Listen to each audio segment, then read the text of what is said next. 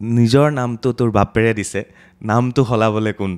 এই কথাটো যে আপোনাৰ এই কথাটোৱে মোক পিছলৈও বহুত বাৰ মানে মই ৰিয়েলাইজ কৰিলোঁ নিজৰ নামটোক যদি মই সানি বুলি কৈ যদি আৰম্ভ কৰিলোহেঁতেন আজি মোক চক্ৰপাণি বুলি গমেই নাপালেহেঁতেন তো ধন্যবাদ ঋতুস্মিন দাক আপুনি কোৱাৰ কাৰণে আৰু মোক ধমকি দিয়াৰ কাৰণে তো টেলিভিশ্যনত নিউজ লাইভৰ প্ৰথমটো আপুনি ৰিপৰ্টিং কি কৰিছিলে এজন কেমেৰা পাৰ্চন আৰু এজন সাংবাদিক মানে ৰিপৰ্টিং টেলিভিশ্যনৰ কথা কৈছোঁ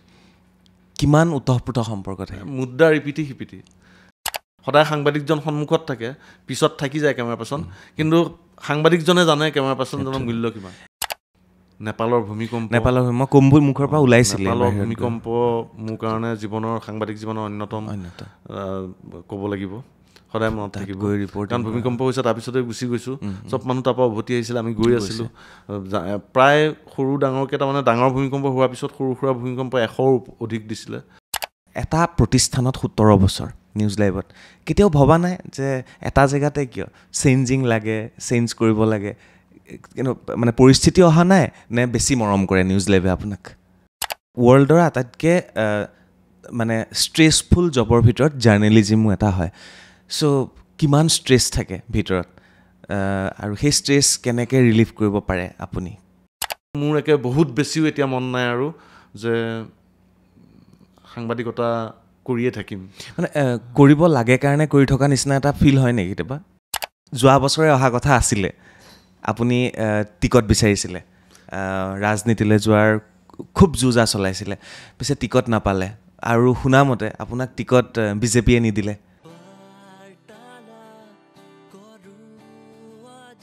নমস্কাৰ মই চক্ৰপাণি পৰাশৰ চাবলৈ আৰম্ভ কৰিছে বাৰ্তালাপ আজিৰ বাৰ্তালাপ কিছু পৃথক হ'ব কাৰণ আজি দুগৰাকী আমি সাংবাদিক বহিছোঁ আৰু এইখিনিতে মই আপোনালোকক কৈ থওঁ যে সেইগৰাকী সাংবাদিক যিগৰাকী সাংবাদিকৰ সৈতে মোৰো কিছুদিন কাম কৰাৰ সৌভাগ্য হৈছিল তেখেতক সেই সময়ত এংৰি য়ং জাৰ্নেলিষ্ট বুলি সকলোৱে গম পাইছিল বা পৰিচয় তেখেতৰ তেনেধৰণে আছিল এজন খঙাল সাংবাদিক বুলি আৰু যদি মই ক'বলৈ যাওঁ তেতিয়াহ'লে সাংবাদিকৰ কেইটামান গুণ থাকে আৰু সেই গুণকেইটা হৈছে সৎ সাহসী নিৰ্ভীক নিৰপেক্ষ এই সকলোবিলাক গুণৰে অধিকাৰী জ্যেষ্ঠ সাংবাদিক নিউজ লাইভৰ সুনীল বৰা ডাঙৰীয়া তেখেত আজি বাৰ্তালাপৰ অতিথি নমস্কাৰ সুনীল দা নমস্কাৰ প্ৰথম কথা বহুদিনৰ প্লেনিং আছিল যে আপোনাক মই বহাম মোৰ বাৰ্তালাপত আৰু আমি সাংবাদিকতাৰ অতীত বৰ্তমান আৰু ভৱিষ্যতৰ বিষয়ে কথা পাতিম আৰু আজি সেই দিনটো আহি পালেহি প্ৰথমে মই এবাৰ কওঁনে কিবা কওক প্ৰথমে তোমাক ধন্যবাদ জনাইছোঁ যে তুমি বুলিয়ে কৈছোঁ আৰু তুমি ক'ব মই দাদা ক'ম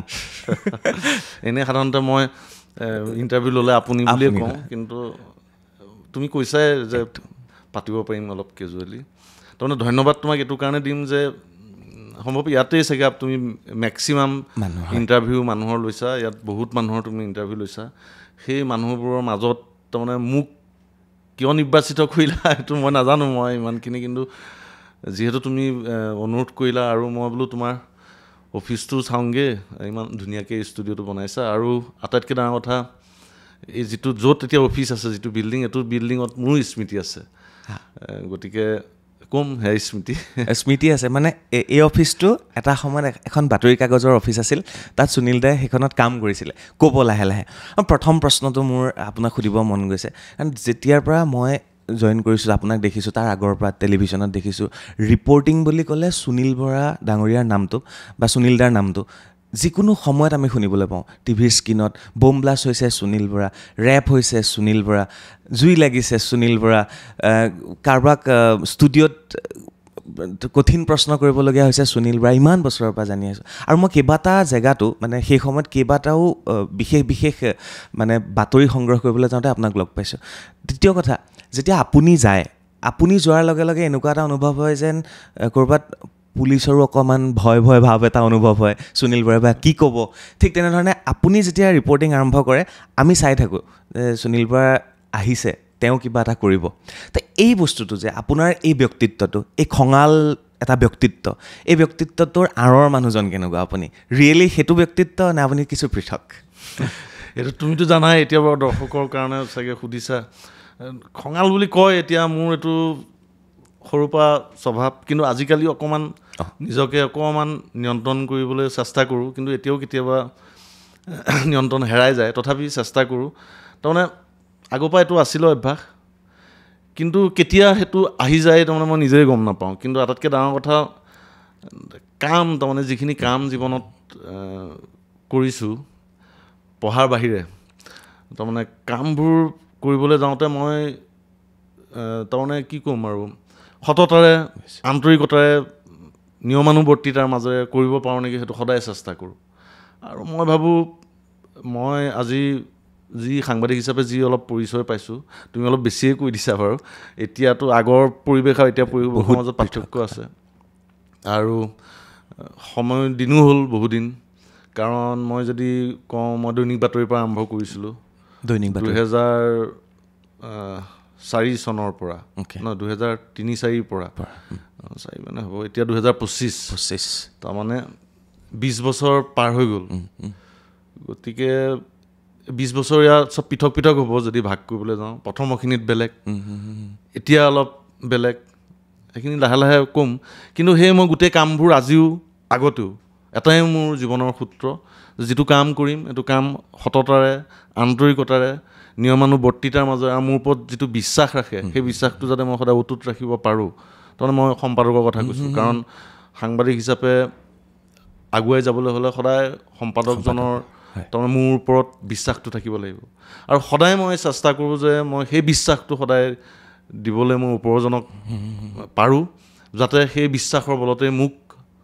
আগুৱাই দিয়ে বা মোক কোনোবা এঠাইলৈ যাবলৈ সেই বিশ্বাসটো সেইজন সম্পাদকৰ ওপৰত থাকে তাৰমানে গতিকে তেনেকৈয়ে কাম কৰি কৰি এইখিনি পাইছোঁ বিশেষ কিন্তু বেলেগ ফৰ্মুলা নাই মই কাৰণ মই নিজৰ সীমাবদ্ধতাবোৰ জানো গতিকে সীমাবদ্ধতাবোৰ জানি মেলি মই আগবাঢ়ি যাব লাগিব আৰু আগবাঢ়ি যাওঁতে মই তাক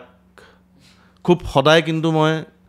নেচাৰেল ৱেতে মই স্বাভাৱিকভাৱেই মই নিজে যিটো ভাবিছোঁ মই কিন্তু কোনো সাংবাদিকতাত মই নাটকীয় কিবা কৰিবলৈ কেতিয়াও চেষ্টা কৰা নাই কাৰোবাক অনুসৰণ কৰিবলৈ চেষ্টা কৰা নাই ভালবোৰ মই চাওঁ চিন্তা চৰ্চা কৰি কিন্তু নিজে যেতিয়া ফিল্ডতে হওক বা ষ্টুডিঅ'তে হওক নেচাৰেল থাকিবলৈ বিচাৰিছোঁ নিজৰ মনত যিটো প্ৰশ্ন আহিছে ৰাইজে যিটো বিচাৰে দৰ্শকে বিচৰা প্ৰশ্নবোৰ কৰিব পাৰোঁ নেকি সন্মুখৰজনক সেইটোৱে সদায় চেষ্টা কৰি আহিছোঁ সেইকাৰণে কৈছোঁ একদম চিম্পুল ধন্যবাদ সুনীলা মই কিছু কথা আপোনাৰ বিষয়ে ক'ব বিচাৰিছোঁ মানে মোৰ বৰ্তাৰ ঘৰ আৰু আপোনাৰ ঘৰ একেবাৰে ওচৰতে নগাঁও ডিমৰুগুৰিত তো মই যেতিয়া বৰ্তাৰ ঘৰলৈ যাওঁ মোক কোনোবাই কৈছিলে সুনীল বৰাৰ ঘৰ সেইটো তো সেয়া মই সাংবাদিকতা নহাৰ আগৰ কাহিনী যেতিয়া গুৱাহাটী আহি পালোঁহি পেপাৰত কাম কৰিলোঁ তাৰপৰা NN বুলি কেবল চেনেল তাৰপিছত নিউজ লাইভ গৈছোঁ মই নিউজ লাইভৰ কেইজনমান ব্যক্তিত তেতিয়া সকলোৱে সন্মান আৰু ভক্তি বা এটা ভয় ভাৱ সেইবিলাক আছিল আৰু সেইটো আপোনাৰ প্ৰতি আমাৰ বিশেষকৈ আছিল মই আছিলোঁ ডেভিড আছিলে আমি একেলগে জইন কৰিছিলোঁ একেবাৰে শেষৰ ফালে তেনেকৈ গৈ থাকোঁতে মোৰ প্ৰথম ৰিপৰ্টিং যিটো মই আপোনাক কৈছিলোঁ আগত মোৰ প্ৰথম যিখন স্ক্ৰিপ্ট সেই স্ক্ৰিপ্টখনৰ ভইচ অভাৰ দিবলৈ ঋতুস্মিন শৰ্মাই লৈ গ'ল ঋতুস্মিন দাই লৈ গ'ল ঋতুস্মিন দাই মোৰ নামটো সলাই দিলে যে আহিছে যে কেমেৰা পাৰ্চন অমুকৰ সৈতে চানী গোস্বামী চানী পৰাশৰ বুলি কৈ দিলে আপুনি 3rd ফ্ল'ৰত গুৱাহাটী লাইভ চাই আছিলে তেতিয়া চাই থাকোঁতে আপোনাৰ কাণত পৰিলে এইটো চানী কোন আহিল ইয়াৰ নামটো চক্ৰপাণীয়ে হয় আপুনি মোক মাতি আনি পেলাই বৰ বেয়াকৈ গালি পাৰিলে নিজৰ নামটো তোৰ বাপেৰে দিছে নামটো সলাবলৈ কোন এই কথাটো যে আপোনাৰ এই কথাটোৱে মোক পিছলৈও বহুত বাৰ মানে মই ৰিয়েলাইজ কৰিলোঁ নিজৰ নামটোক যদি মই চানী বুলি কৈ যদি আৰম্ভ কৰিলোঁহেঁতেন আজি মোক চক্ৰপাণী বুলি গমেই নাপালেহেঁতেন তো ধন্যবাদ ঋতুস্মিন দাক আপুনি কোৱাৰ কাৰণে আৰু মোক ধমকি দিয়াৰ কাৰণে তো সেয়া আছিল সুনীল বৰা ডাঙৰীয়া তেনেকৈয়ে সংযোগ আৰম্ভ হৈছিলে তাৰপিছত আমিও বেলেগলৈ গ'লোঁ আৰু তাৰপিছত লাহে লাহে সুনীল দাৰ লগত কথা পতা আৰম্ভ হ'ল আৰু আজি তেখেতৰ লগত এনেকৈ বহিবলৈ চেষ্টা কৰিছোঁ সুনীল দা আপোনাৰ একেবাৰে ষ্টাৰ্টিং যে পঢ়া শুনা ক'ত কৰিলে কেনেকৈনো সাংবাদিকতালৈ আহিলে এই কথাখিনি যদি চুই যায় ভাল লাগিব অলপ নিশ্চিতভাৱে মই নগাঁৱৰ ল'ৰা নগাঁও জানে মই আচলতে মোৰ দেউতা আৰক্ষীত কৰিছিলে একদম LP স্কুলৰ প্ৰথম দ্বিতীয়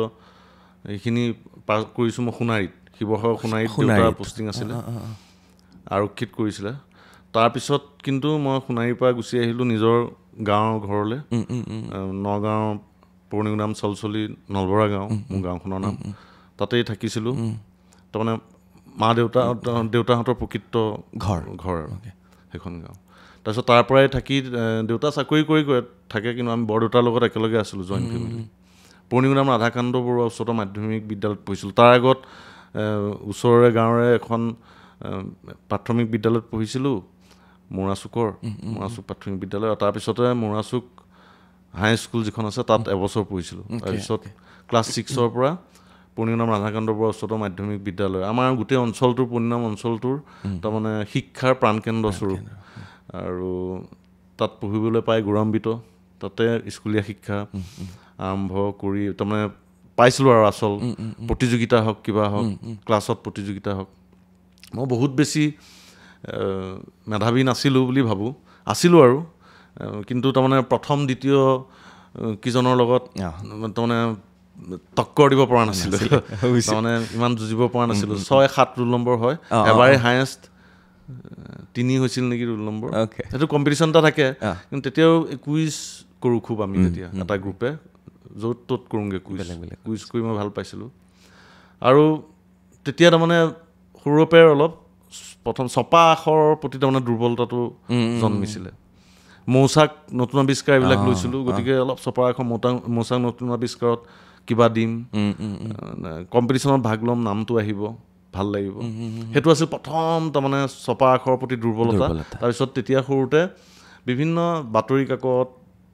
আলোচনী এইবিলাক, মৌচাক নতুন আৱিষ্কাৰৰ উপৰিও মই সৰুৰে পৰা অলপ স্পৰ্টছ ষ্টাৰখন তেতিয়া ওলাইছিল আৰু স্পৰ্টছ ৱৰ্ল্ড, এইকেইখন লৈছিলোঁ। তাৰমানে বহুত পঢ়ি বুজিব পাৰিম সেইটো কাৰণে নহয়, মোৰ খেলৰ প্ৰতি সৰুৰ পৰাই ৰাপ আছিলে, আৰু মোৰ যিটো কোঠালি আছিলে পঢ়া কোঠালি, পিছলৈ মই ডিমৰুগুৰিত আহিলোঁ, মা দেউতাই ঘৰ বনালে, তাত মোৰ যিটো ৰুম দিছিল পঢ়াৰ কাৰণে, গোটেই ৰুমটো খেলুৱৈৰ পোষ্টাৰে ভৰ্তি হৈছিলে, তেণ্ডুলকাৰ, মাৰ্ক টেইলৰ, তেতিয়া আৰু বিভিন্ন খেলুৱৈ। গতিকে আৰু দেওবাৰে মই বাতৰি কাকত কিনা, বেলেগ বাতৰি কাকত পঢ়া, দেওবৰীয়াবোৰ থাকে নহয়, ছাপ্লিমেণ্টবোৰ, শিশু শিতান নাথাকে জানো প্ৰতিখন পেপাৰত, সেই শিশু শিতানবোৰলৈ কবিতা 2 লাইন লিখি পঠিওৱা, বেলেগক দেখি আৰু সেইবিলাক মোৰ আৰম্ভণি। সেইবিলাকে মোক ছপা আখৰ দুৰ্বলতাটো দিনক দিনে বঢ়াই থ'লে, আৰু সেইটো মই স্কুলীয়া দিনত থাকি গ'ল। বিভিন্ন কুইজ চুইজত মই অংশগ্ৰহণ কৰোঁ, সেইবিলাক কেতিয়াবা বাতৰি কাকতত আহে, তেনেকৈ থাকি গ'লোঁ। তাৰপিছত স্কুলৰ পৰা কলেজ পালোঁহি, নগাঁও কলেজত মই পঢ়া, তেতিয়া অলপ কমিছিল, কিন্তু সেই যিটো দুৰ্বলতা, সেই যিটো আকৰ্ষণ, ছপা আখৰটো দেখা, নিজে লিখা বস্তুবোৰ, নিজৰ নামটো, সেই দুৰ্বলতাটো ক'ৰবাত থাকি গৈছিলে। তাৰপিছত মই মহাবিদ্যালয় অহাৰ পিছতো মই এনেকুৱা 2-এটা লেখা বা তেনেকুৱা লিখিবলৈ চেষ্টা কৰিছিলোঁ, ইমান নহয় আৰু। তাৰপিছত সেই তেনেধৰণে নগাঁও মহাবিদ্যালয়ত পঢ়িলোঁ, মই ইউনিয়ন কৰিছিলোঁ, মোৰ শেষ নহ'ব কৈ। মই পূৰ্ণিনাম হায়াৰ ছেকেণ্ডেৰীটো মই ইউনিয়ন কৰিছিলোঁ। পূৰ্ণিনাম হায়াৰ ছেকেণ্ডেৰীত মই ক্ৰীড়া সম্পাদক আছিলোঁ। মানে স্পৰ্টছটো লগত আছে আপোনাৰ? স্পৰ্টছটো মই স্কুল কলেজত NCC, আৰু তেতিয়া মই খেলিছিলোঁ, ফুটবল খেলিছিলোঁ, লং জাম্প, হাই জাম্প এইবিলাক খেলিছিলোঁ। তেতিয়া ইমান স্ক'প নাছিলে, তথাপি আৰু তেনেকৈ খেলৰ প্ৰতি ৰাপ আছিলে, য'ত ত'ত খেলোঁ, খেল সম্পাদক হৈছিলোঁ। বিশেষ আৰু তেতিয়া ইমান বুজি নাপাওঁ, কিন্তু দেখোঁ এইটো ইলেকশ্যন পাতে, মই ক্লাছ 7ত তেতিয়া হৈছিলোঁ গেম ছেক্ৰেটাৰী। তাৰপিছত সেইটোও মোৰ থাকি গ'ল। নগাঁও মহাবিদ্যালয়ত গ'ল, নগাঁও মহাবিদ্যালয়ত পঢ়িবলৈ লওঁতেই কৈছিলোঁ যে এদিন এখন মহাবিদ্যালয় মই তাৰমানে ইউনিয়ন বডি মই কৰিম। তাৰপিছত লাহে লাহে দিনবোৰ পাৰ হ'ল। তাৰপিছত আমি নগাঁও মহাবিদ্যালয়ৰ ইউনিয়ন প্ৰথমবাৰ মই হাৰিছোঁ সাধাৰণ সম্পাদক, 12টা নে 15টা তেনেকুৱা ভোটত হাৰিছোঁ, খুব কম ভোটত। পিছৰবাৰ মই জিকিলোঁ, ইউনিয়ন কৰিলোঁ। তাৰপিছত কি কৰিম, অলপ বোলো পঢ়িম নে কি কৰিম, তেতিয়ালৈকে নগাঁৱতে আছোঁ। তাৰপিছত শেষত সিদ্ধান্ত ল'লোঁ যে মই গুৱাহাটীলৈ ওলাই যাম, মই সাংবাদিকতা পাঠ্যক্ৰম কৰোঁ। তেতিয়া তাৰমানে পেপাৰবোৰ চাওঁ, প্ৰতিদিন সংবাদ এনেকৈ থাকে, পেপাৰত ষ্টাফ ৰিপৰ্টাৰ, দৈনিক বাতৰি এনেকুৱা থাকে, সেইবিলাক বোলো সাংবাদিক হ'ব পাৰি নেকি চাম। তাৰপিছত সাংবাদিকতাৰ পাঠ্যক্ৰম কৰিব লাগে বুলি ক'লোঁ, বিচাৰিলোঁ, ফাৰ্ষ্ট বেচ পালোঁ। পাঠ্যক্ৰম গুৱাহাটী প্ৰেছ ক্লাবৰ ওচৰতে আছিলে। তাৰপিছত তাত এবছৰীয়া পোষ্ট গ্ৰেজুৱেট ডিপ্ল'মা কৰিলোঁ। তেতিয়া বহু মানুহ লগ পালোঁ। নাম যদি ল'ব লাগিব, মই গুৱাহাটী প্ৰেছ ক্লাবৰ প্ৰাক্তন সম্পাদক নৱ ঠাকুৰীয়া পাইছিলোঁ তেখেতক, তাৰমানে তেখেতো ফেকাল্টি আছিলে। তাৰপিছত পাইছিলোঁ সমীৰ চান্দিল্য, আজিৰ তাৰিখত চৰকাৰী চাকৰি কৰে, কিন্তু সমীৰ চান্দিল্য আমাৰ ফেকাল্টি আছিল, আগৰ সাংবাদিক আছিলে। নৱ ঠাকুৰীয়া ডাঙৰীয়া আপোনালোকক পঢ়াইছিলে মানে তাতে ক্লাছ কৰিছিল? ক্লাছ কৰাইছিল। তাৰপিছত পাৰ্থপ্ৰতিম হাজৰিকা আছাম ট্ৰিবিউনত কৰে এতিয়াও, ডেক্সত কৰে গৈছিলোঁ বহুত জ্যেষ্ঠ আৰু তেওঁ ফেকাল্টি আছিলে হিলুল কুমাৰ পাঠক আছিলে অ'কে আজি তাৰিখত নাট্যকাৰ আজিকালি পেপাৰত নকৰে আগতে পেপাৰতে কৰিছিলে চন্দন গোস্বামী ছাৰ গুৱাহাটী বিশ্ববিদ্যালয় তেখেতে আহি ইয়াত গেষ্ট ফেকাল্টি হিচাপে আইডলৰ মাছ কম ডিপাৰ্টমেণ্টৰ গতিকে তেনেকৈ মোৰ আৰম্ভ হৈছিল প্ৰথম পাঠ্যক্ৰম তেতিয়া তাত আলোচনী বনাবলৈ দিছিলে ইংৰাজী বিভাগটো মই আৰু সঞ্জয় ৰায় আছাম ট্ৰিবিউনৰ বৰ্তমান গুৱাহাটী প্ৰেছ ক্লাবৰ তেতিয়াৰ পৰাই আমি তেওঁ জাৰ্নেলখনৰ ইংলিছ বিভাগটো চাইছিলোঁ অসমীয়া বিভাগটো মই চাইছিলোঁ সেইবিলাকে প্ৰথম চেষ্টা আছিলে গুৱাহাটী প্ৰেছ ক্লাবৰ ওচৰত হোৱাৰ কাৰণে প্ৰেছ ক্লাবত আহিবলৈ সুবিধা পাইছিলোঁ বিভিন্ন মানুহ লগ পাইছিলোঁ দেখিছিলোঁ কেনেকৈ তাৰমানে সংবাদমেলবোৰ হয় তাৰপিছত মই চেষ্টা কৰিলোঁ যে কৰ্চো কৰিম ক'ৰবাত পেপাৰত কিবা কিবি লিখিব পাৰি নেকি পেপাৰত কি খেলৰ প্ৰতি মোৰ ৰাপ আছিলে প্ৰতিদিনত তেতিয়া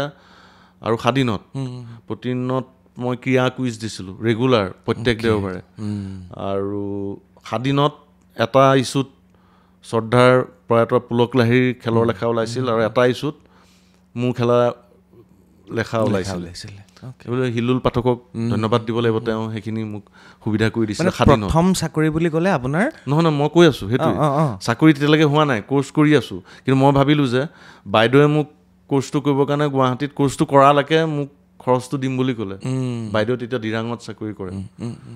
মোৰ বাইদেউ এতিয়া কৃষি বিজ্ঞান কেন্দ্ৰত কৰে তোৰাত তেতিয়া ডিৰাঙত কৰি আছিলে তেতিয়া তাই পঢ়ি আছিলে তেওঁৰ প্ৰজেক্ট এটাত তাত কাম কৰি আছিলে তেতিয়া তাই দিছিলে আৰু তাৰপিছততো মই পিছত থাকিব লাগিব নহ'লে আকৌ উভতি যাম নেকি গতিকে মই বোলো ক'ৰবাত লিখি মেলি কিবা পাওঁ নেকি তেনেকৈ সেই লিখি থাকোঁতে তেতিয়া সেই প্ৰতিদিনৰ ক্ৰীড়া কুইজ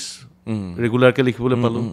আৰু স্বাধীনৰ এটা ইছ্যু মাহত তাৰমানে দুটা ইছ্যু স্বাধীনৰ আৰু প্ৰতিদিনৰ প্ৰতিটো দেওবাৰত 4টা ইছ্যু কুইজ ওলায় কুইজটো মোৰ ৰেগুলাৰ কৰি দিলে সেইখিনিত নাম ল'ব লাগিব আমাৰ বিদ্যুৎ কলিতা বিদ্যুৎদাৰ তেতিয়া খেলৰ পেজটো চাই নাম ল'ব লাগিব গতিকে মই তেনেকৈ আগবাঢ়িছিলোঁ আৰু প্ৰথম মোৰ আচলতে মানে অৰ্জন বুলি ক'বলৈ গ'লে প্ৰতিদিন গোষ্ঠীৰ পৰা মই প্ৰথম পাইছোঁ আৰু তেতিয়াই মোৰ মনত এটা হেঁপাহ সোমাইছিলে যে এদিন মই প্ৰতিদিনৰ ষ্টাফ ৰিপৰ্টাৰ তাৰমানে প্ৰতিদিন সংবাদ বুলি কয় প্ৰতিদিনৰ ষ্টাফ ৰিপৰ্টাৰ হ'বলৈ চেষ্টা কৰিম সেইখিনি আছিল মোৰ আৰম্ভণি কেইটকা আছিলে তেতিয়া এটা লেখাত তেতিয়া 150 টকা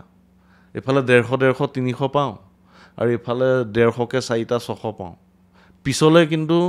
বঢ়াই দিছিলে 200 কৰি দিছিলে বহুদিন কৰিলোঁ তেতিয়া মই একে সৰু কিন্তু মই কৈছোঁ নহয় হিলুল কুমাৰ পাঠক আৰু বিদ্যুৎ কলিতা তেওঁলোকে এই দুজনে সুবিধা কৰি দিছিলে মই ইমান বহুত পাৰ্গত নাছিলোঁ কিন্তু মই অলপ তথ্য দিবলৈ বিচাৰিছিলোঁ খেলৰ লেখাকেইটাত আৰু কুইজবোৰ মই অলপ যিমান পাৰি তাৰমানে নতুনত্ব আনিবলৈ বিচাৰিছিলোঁ তেতিয়া মই তাৰমানে সেই স্পৰ্টছ হ'ল যে স্পৰ্টছ ষ্টাৰ এইবিলাক যে মই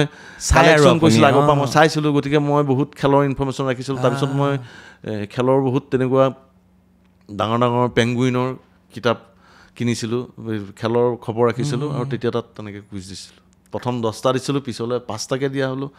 তাৰপিছত বিভিন্ন মোৰ স্বাধীন প্ৰতিদিনত যেতিয়া ওলাল তাৰপিছত সাতসৰীত নন্দন প্ৰতিম সমাবৰ্তলৈ তেতিয়া সাতসৰীত আছিলে খেলৰ লেখা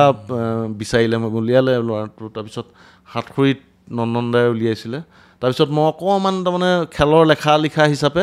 বিভিন্ন পেপাৰবোৰত যেতিয়া দিওঁ যিহেতু মই য'তে ত'তে দিব পাৰোঁ দৈনিক অসমত প্ৰকাশ হোৱা হ'ল সকলোতে মোটামুটি প্ৰকাশ হোৱা হ'ল গতিকে মোৰ তেতিয়া ইনকাম হৈ গ'ল কৰ্চো সেই ইনকাম 2000 মান হৈ যায় চব মিলি যায় আৰু সেই আৰম্ভণি তাৰপিছত আৰু কম নে নাই আপুনি নিউজ লাইভলৈকে কৈ দিব পাৰে নিউজ লাইভলৈকে কৈ দিওঁ তাৰপিছত কৰ্চ শেষ হ'ল কিবাটো কৰিব লাগিব সেইবিলাকতো কৰি আছিলোঁ কিন্তু লক্ষ্য হ'ল সাংবাদিক হোৱাৰ তাৰপিছত তেতিয়া দৈনিক বাতৰি ওলাইছিলে দৈনিক বাতৰি ওলালে তাৰপিছত গুৱাহাটীৰ সাংবাদিক হিচাপে মহানগৰ ষ্টাফ নহয় মহানগৰ সাংবাদিক হিচাপে দৈনিক বাতৰিত আৰম্ভ কৰিলোঁ তেতিয়া এক্সিকিউটিভ এডিটৰ ভূপেন ভট্টাচাৰ্য আছিলে তাৰপিছত তেওঁৰ দলতে তেওঁ দলে তলে পঠিয়াই কৰোঁ আৰু মোৰ এখন বাইক আছিলে স্প্লেণ্ডাৰ মই নগাঁৱত থাকোঁতেই আচলতে নগাঁও কলেজত পঢ়ি থাকোঁতেই মই এটা চাকৰিও কৰিছিলোঁ চাকৰিটো মানে কণ্টেক্সুৱেল আছিলে NRC তাৰমানে নেহেৰু যুৱ কেন্দ্ৰত এইটো চাকৰি আছিলে NRC ভলণ্টিয়াৰ আৰু তেতিয়া প্ৰথম 1000কে পাইছিলোঁ মাহত, পিছত 2000কে পাইছিলোঁ। সেইটোত যাব লাগে, ক'ৰবাত কৰিব লাগে, ফাকে ফাকে কৰি আছিলোঁ, সুবিধা কৰি দিছোঁ। সেইটোত তাৰমানে অঞ্জলি হাজৰিকা বুলি বাইদেউ এজনী আছিলে, এতিয়াও চাকৰি কৰে, তেতিয়া নেহেৰু যুৱ কেন্দ্ৰত আছে। মই নামবোৰ লৈ লৈছোঁ, ক'ত যি মানুহে গুৰুত্বপূৰ্ণ সময়ত সহায় কৰিছিলে। তাৰপিছত তেনেকেই পাৰ হ'ল। দৈনিক বাতৰিত মহানগৰৰ সাংবাদিক হিচাপে কৰিলোঁ,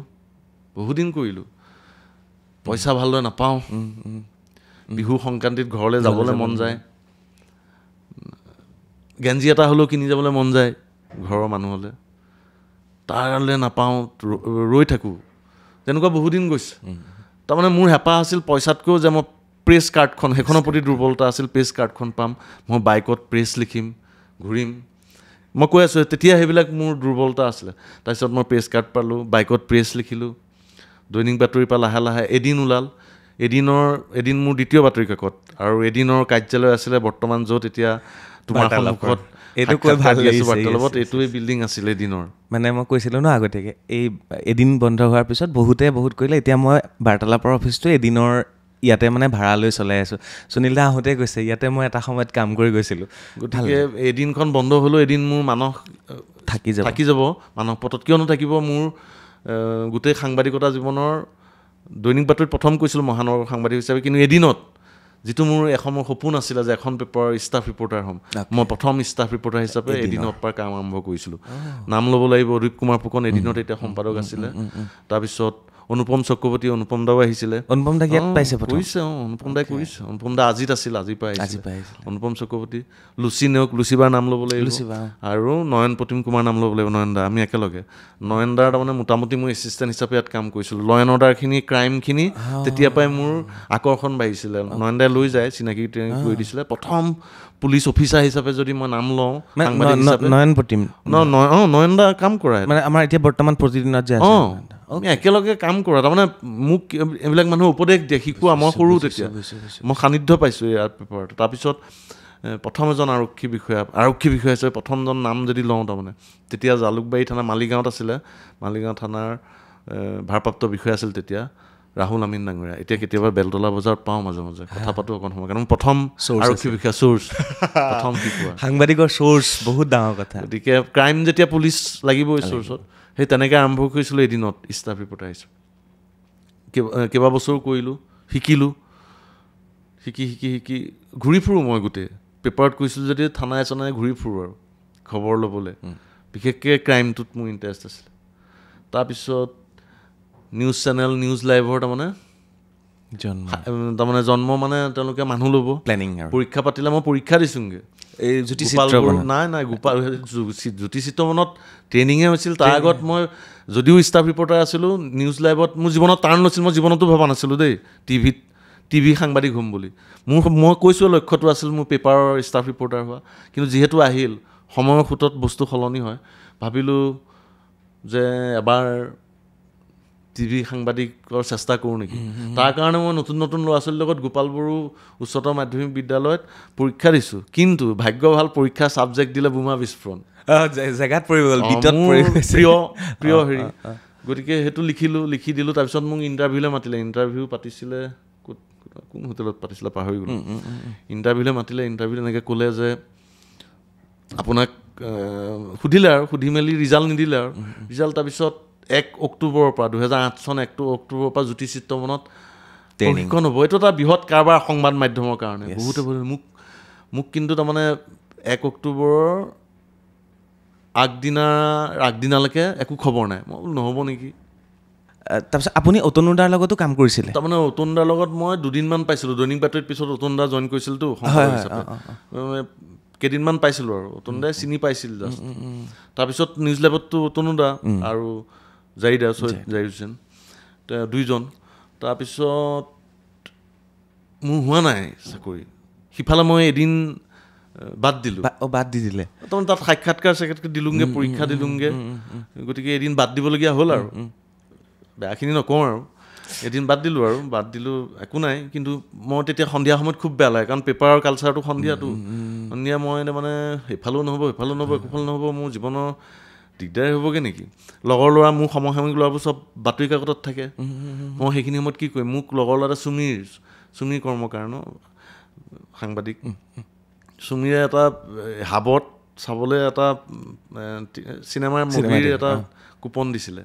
মই বোলো কিনো কৰিম সন্ধিয়া সময়তে এই কুপনটো লৈ চিনেমা চাই আছোঁ কি চিনেমা পাহৰিলোঁ কিবা এখন আৰু মুঠতে চাই আছোঁ ফোন এটা আহিলে চাইলেণ্টত থৈছিলোঁ ফোন আহিছিলে ৰণিতাৰ ফোন আহিছিলে ৰণিতা আকৌ এদিনত মোক পাইছে ৰণিতাই মোক এদিনত পাইছে তো মোক যোনে পাইছে এবাৰ অলপ হ'লেও অকণমান জানে তাৰপিছত ৰণিতাই ফোন কৰিছে মই বাহিৰলৈ আহিলোঁ কোৱা কৈছে হেৰি এইটো কি কয় এই তোমাৰ লগত অতুন দাই কথা পাতিব বিচাৰিছোঁ তাৰপিছত বোলো মই এইটোতো আচৰিত কি হ'ল কওক ছাৰ ক'লে হেৰি তুমি আহি যাবা 2 তাৰিখৰ পৰা আহি যাবা 1 তাৰিখ পিছদিনাখনে আছিল নেকি আগদিনাখন কৰিছিল 2 তাৰিখৰ পৰা আহি যাবা হেৰি এইবিলাক কৰি ল'বা কৌশিক বেজবৰুৱা তেতিয়া তাৰপিছত সেয়া আৰু কিন্তু এই গোটেই যে নিউজ লাইভত চাকৰি পোৱাৰ ক্ষেত্ৰত অতুন দাই 2 দিনমানহে পাইছিল অতুন দাক কনভিন্স কৰিছিল বহু মানুহে কিন্তু মোৰ কাৰণে মই নাম ল'ব লাগিব মই নাম ল'ব লাগিব মণিমালা বা মোক পাইছে 2 দিনমান ৰণিতা বা মণিমালা বাহঁতে আগতীয়াকৈ জইন কৰিছিলে মানে তাহাঁতে তাৰমানে 1 তাৰিখ তাহাঁতৰ কেইদিনমান হৈ গ'ল কেইদিনমান আগত তাৰমানে তাহাঁতৰ এপইণ্টমেণ্টবোৰ হৈ গ'ল 1 তাৰিখৰ পৰা চবৰে ট্ৰেইনিং হ'ব এপইণ্টমেণ্টবোৰ হৈ গ'ল মোৰ হোৱা নাছিলে কিন্তু মোৰ কাৰণে কৈছিল মই জানো মোৰ কাৰণে কৈছিলে অতুন দাক নন্দন প্ৰদীপ শৰ্মা বৰদলৈ মোক নন্দন দাই পাইছিলে মানুহ পাইছিলে সেইবিলাক গৈছিলে ন তাৰপিছত দেৱজিৎ তালুকদাৰো কৈছিলে কাৰণ দেৱজিৎ তালুকদাৰে মোক পাইছে পেপাৰত থাকোঁতে নাপালোঁ তাৰপিছত ৰণিতাহঁতকো কৈছিলে চাগে ৰণিতাই কাৰণ মোক ফোনেই কৰিছে তাৰপিছত এই মানুহখিনিয়ে তাৰমানে কৈছিলে আৰু সকলোৰে প্ৰচেষ্টাতহে আচলতে তাৰমানে ক'বলৈ গ'লে কনভিন্স হ'ল চাগে অতুন দা আৰু মোক মাতি পঠিয়ালে আৰু মই 2 তাৰিখৰ পৰা জইন কৰিছে ট্ৰেইনিং কৰিছোঁ তাৰপিছতে 2008 চনতো বম ব্লাষ্ট হৈছে বম ব্লাষ্ট পাতিম সেইখিনি কথা মুঠতে এটা কথা মানে আপুনি থেংকফুল হয় মানে মানুহজন হয় বেলেগক যোনে সহায় কৰিছে কাৰোবাৰ যদি নাম ৰৈ গৈছে তাৰ বাবেও ক্ষমা কৰিব তাৰমানে মোৰ নাম ৰৈ যাব নালাগে যেতিয়া জীৱনৰ যিকোনো মুহূৰ্তত মোৰ মানুহবিলাকে সহায় কৰিছে নাম লোৱাটো প্ৰয়োজন মোৰ এতিয়া এনেকুৱা লাগিছে সুনীল দা আপুনি যিখিনি কৰি আহিলে বাইকখন লৈ প্ৰেছ লিখি এখন প্ৰেছ কাৰ্ড লোৱাৰ সপোন থানাই নিউজ বিচৰাৰ সপোন সেইবিলাক কষ্ট এই যে আপুনি কৈ আছিলে যে 300 টকা দৰমহা আছিলে আপোনাৰ মই এইটো দেখিছে ন 100 টকা মোৰ ফাৰ্ষ্ট দৰমহা 300 টকা 100 টকাটো মই থৈ দিছোঁ এতিয়াও ভাল কৰিছে জনসাধাৰণৰ ফাৰ্ষ্ট তো সেই বস্তুবিলাক মানে সপোন চাওকচোন এজন সাংবাদিকৰ সপোন বহুত ডাঙৰ সপোন নাথাকে প্ৰেছটো লিখিব বাইকত গাড়ীত সেইটো তেতিয়া সময়ত এটা দুৰ্বলতা মই কৈছোঁ নহয় ছপা আখৰ দুৰ্বলতাটোহে মোক সাংবাদিকলৈ লৈ আহিলে সাংবাদিক জীৱনত যাওঁতে সেইবিলাক দুৰ্বলতা তাৰপিছতখিনি মই ক'ম তাৰপিছত কি হৈ গ'ল সময় যোৱাৰ লগে লগে যে সলনি হয় কিমান ঘাত প্ৰতিঘাত তাৰপিছত নিউজ লাইভত কাম আৰম্ভ হৈ গ'ল সেই 2008 চনত নিউজ লাইভত প্ৰথম বাতৰি কি আছিলে আপুনি হেৰিয়াৰটো ক'লে পেপাৰতটো আপোনাৰ স্পৰ্টছৰ ওপৰত লিখা মেলা কৰিছিলে টেলিভিশ্যনত নিউজ লাইভৰ প্ৰথমটো আপুনি ৰিপৰ্টিং কি কৰিছিলে প্ৰথমটো ৰিপৰ্টিং মই একদম ট্ৰেইনিঙৰ পৰা ধৰিব লাগিব কাৰণ সেইটো মোৰ প্ৰথম ৰিপৰ্টিং পেকেজিং হৈছিলে সেইটো তাৰমানে আমাৰ ড্ৰাই ৰান হৈছিলে বুজা নাই বুজিছোঁ তাৰমানে টেলিকাষ্ট হোৱা নাছিলে ড্ৰাই ৰান হৈছিলে প্ৰথমটো পেকেজ বনাইছিলোঁ প্ৰথমটো পেকেজ ডমেষ্টিক ক্ৰাইমৰ ওপৰত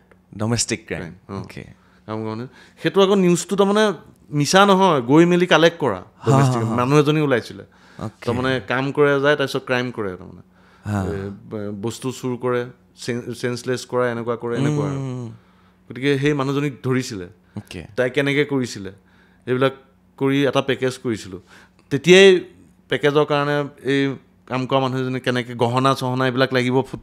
ফুটেজ যে লাগে এইবিলাক মানে মেকিং কৰিছে ফুটেজ গহনা কোনে এইবিলাক খুলি দিছে না আৰু কালেক্ট কৰিছে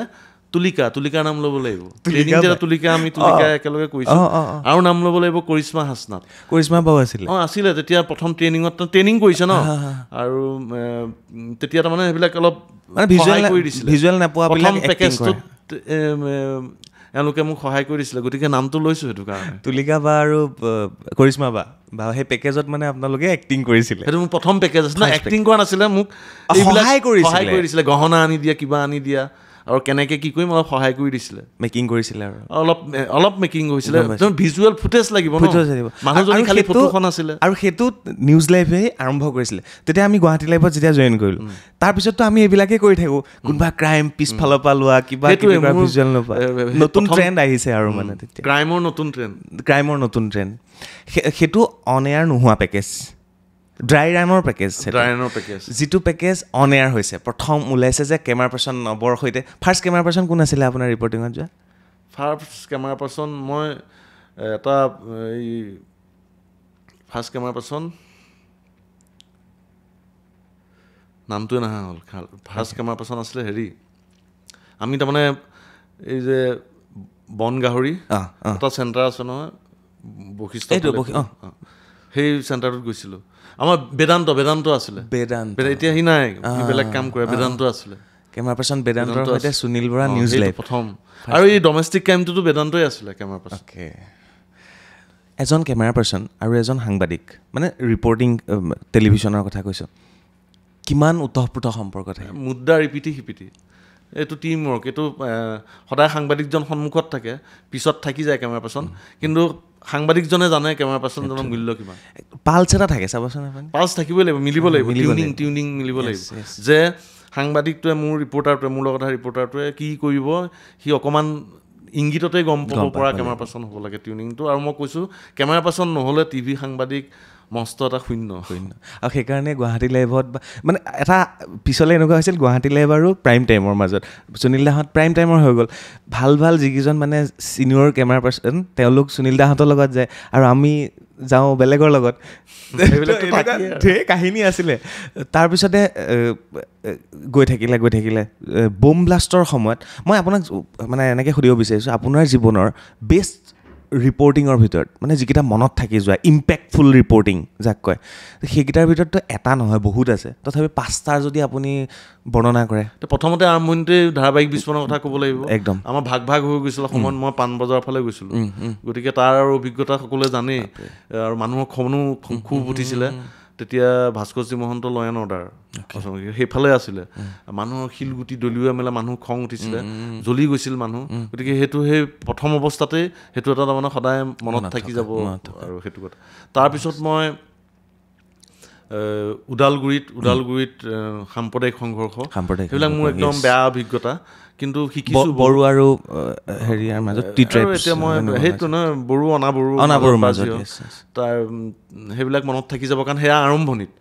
তাৰমানে ওদালগুৰি আগত গোৱালপাৰাও গৈছোঁ গোৱালপাৰা 2টা টিম গৈছিল দেৱজিৎ দাও গৈছিল ময়ো গৈছিলোঁ তাৰপিছত ওদালগুৰি তাৰপিছত মই BTADত বহুত তেনেকুৱা সংঘৰ্ষ সেইবিলাক থাকি যায় তাৰমানে সেইবিলাক অলপ প্ৰত্যাহ্বানপূৰ্ণ আছিলে অলপ জীৱনৰ প্ৰতি অলপ ভাবুকি টাইপো আছিলে তাৰ মাজেৰে কৰি মেলি আহিব লাগে গতিকে সেইবিলাক আছিলে আৰু অন্যতম এটা উল্লেখনীয় হৈছে নেপালৰ ভূমিকম্প মই কম্বুৰ মুখৰ পৰা ওলাইছিল নেপালৰ ভূমিকম্প মোৰ কাৰণে সাংবাদিক জীৱনৰ অন্যতম ক'ব লাগিব সদায় মনত থাকিব কাৰণ ভূমিকম্প হৈছে তাৰপিছতে গুচি গৈছোঁ চব মানুহ তাৰপৰা উভতি আহিছিলে আমি গৈ আছিলোঁ প্ৰায় সৰু ডাঙৰকৈ তাৰমানে ডাঙৰ ভূমিকম্প হোৱাৰ পিছত সৰু সুৰা ভূমিকম্প 100ৰ অধিক দিছিলে তাৰপিছত য'ত পাইছিলোঁ খাই থাকোঁতে ভূমিকম্প দিছিলে কেমেৰা পাৰ্চন নৱপেগু গৈছিলে বহুত সাহসী কেমেৰা পাৰ্চন আমি গৈছিলোঁ গতিকে আহি লৈ তাৰপিছত কৈছিলে মোক উপদেশ দিছিলে যে অলপ ডক্টৰৰ ওচৰত যাবলৈ নগ'লোঁ আওকাণ কৰিলোঁ চিস্ম'ফবিয়া যে হয় মোৰ মাজে মাজে কেতিয়াবা এনেকৈ কঁপি থাকে তাৰমানে ভূমিকম্প অহা নিচিনাই লাগি থাকে সেইটো থাকি গ'ল তেতিয়া তাৰমানে বহুত ভূমিকম্প পাই গ'লো ন সেইখিনি সময় যি কি নহওক তাত অসমৰ মানুহখিনি বিচাৰি কাৰণে যিবোৰ কষ্ট কৰিছিলোঁ সেইবিলাক সদায় চিৰস্মৰণীয় হৈ ৰ'ব তাৰপিছত ক'ব লাগিব মোৰ অন্যতম মই ভাগ্যৱান আমাৰ সকলোৱে শ্ৰদ্ধাৰ ভাৰতৰত্ন ডক্টৰ ভূপেন হাজৰিকাৰ যেতিয়া দেহাৱসান হৈছিলে সেই শেষৰ দিনকেইটা মই মুম্বাইত আছিলোঁগৈ শেষৰ দিনকেইটা তেখেতক সংবাদ পৰিৱেশন কৰিছিলোঁ আৰু আটাইতকৈ তাৰমানে মোৰ কাৰণে সৌভাগ্য বুলি ক'ব লাগিব যে তেখেতৰ নশ্বৰ দেহ আৰু মই অসমলৈ একেখন ফ্লাইটতে আহিছিলোঁ যেতিয়া তাৰমানে ফ্লাইটত এনাউন্স কৰিছিল ভাল লাগি গৈছিলে তাৰমানে গৌৰৱ অনুভৱ হৈছিলে সেইটো এটা অন্যতম মোৰ জীৱনৰ তাৰপিছত তেনেকুৱা বহুত আছে মই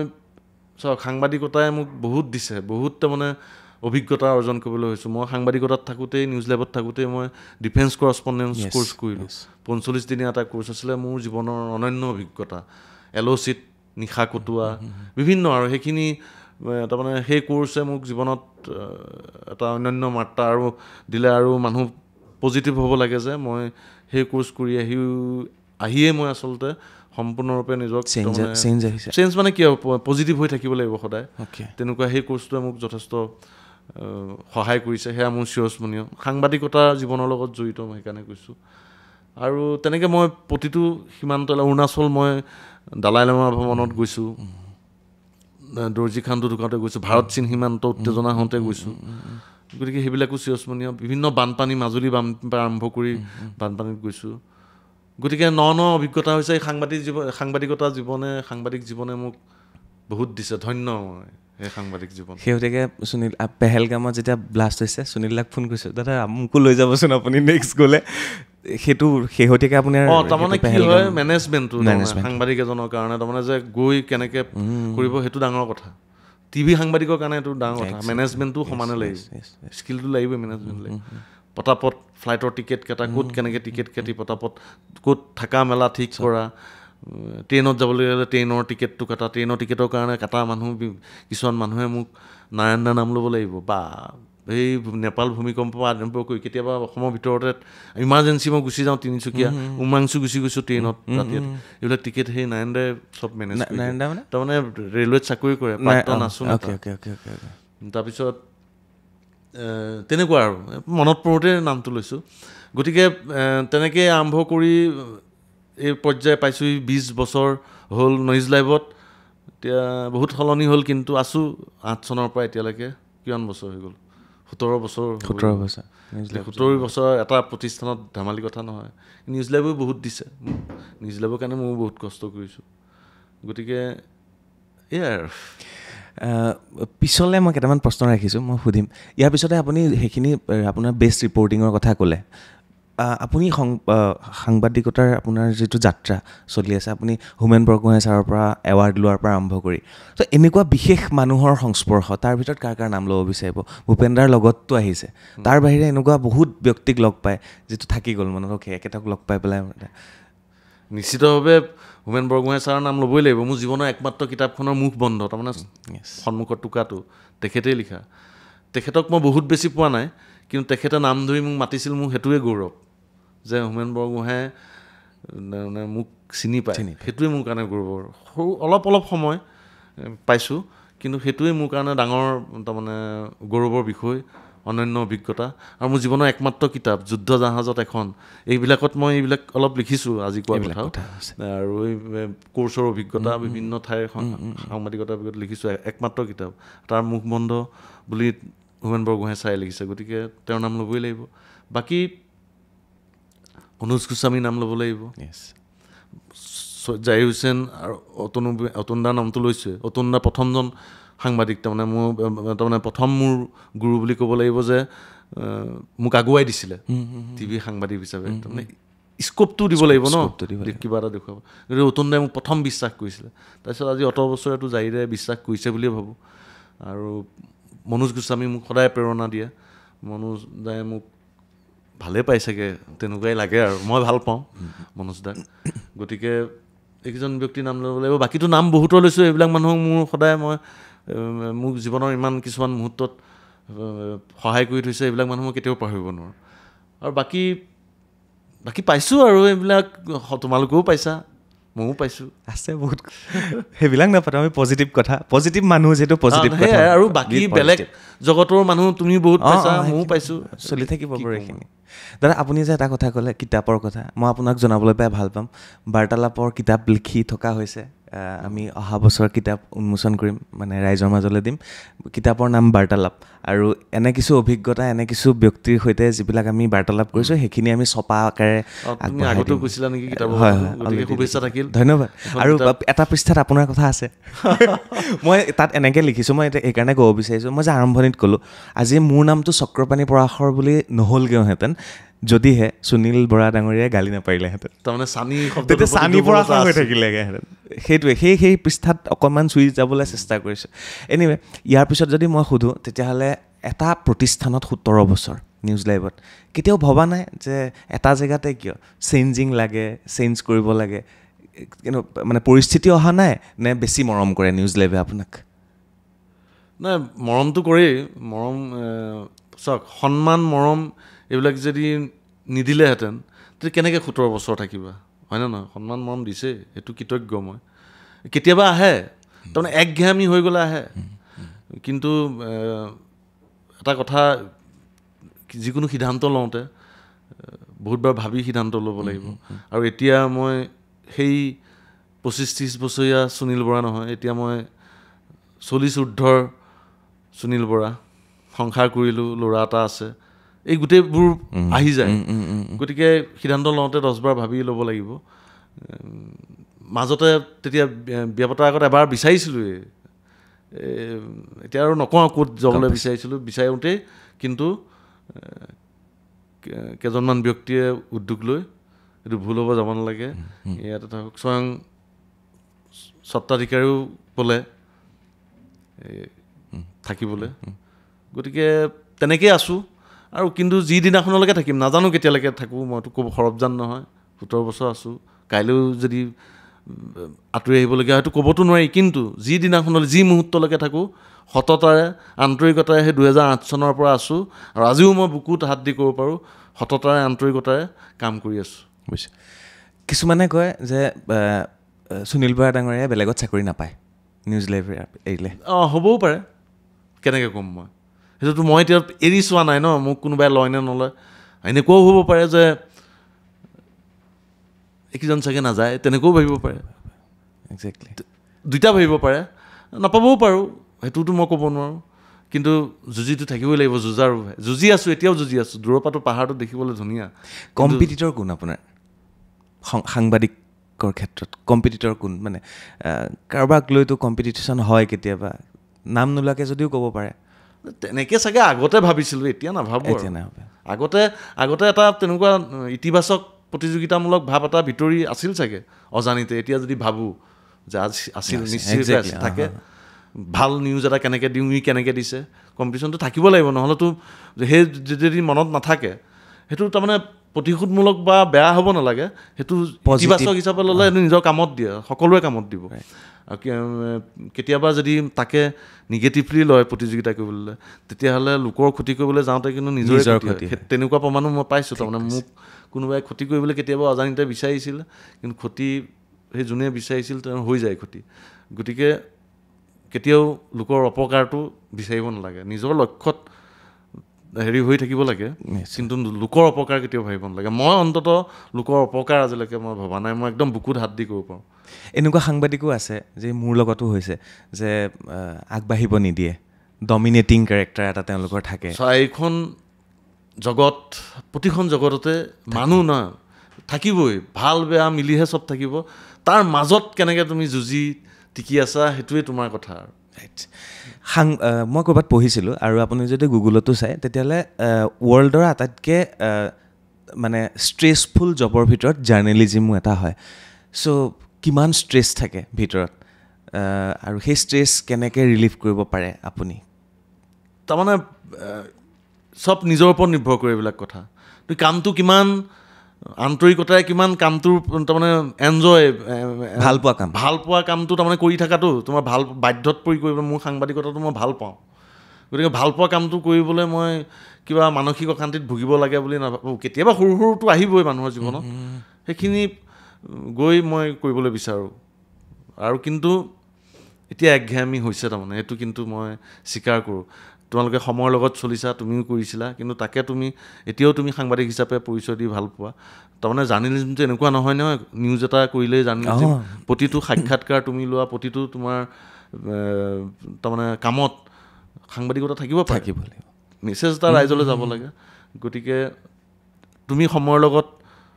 থাকি তুমি আজি যিটো এতিয়া কৰি আছা সেইটো সময়ৰ আহ্বান সেইকাৰণে তুমি আগবাঢ়ি গৈ আছা কিন্তু মই ভাবোঁ